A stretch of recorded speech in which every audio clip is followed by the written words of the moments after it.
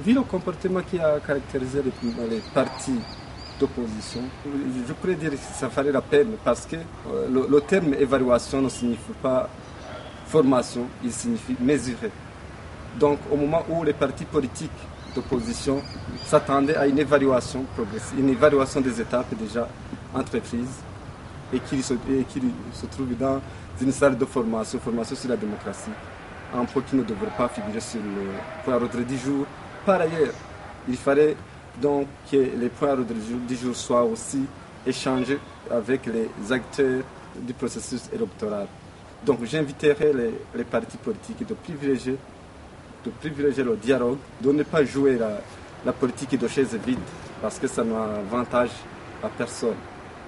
À la CENI, vous vous souvenez de la controverse qui ont caractérisé sa mise en place.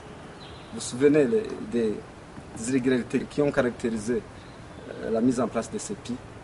Où, à cette étape, c'est là où les membres de la CENI devraient redonner leur image pour que la population ait confiance à elle. Donc, nous invitons la CENI de travailler au compte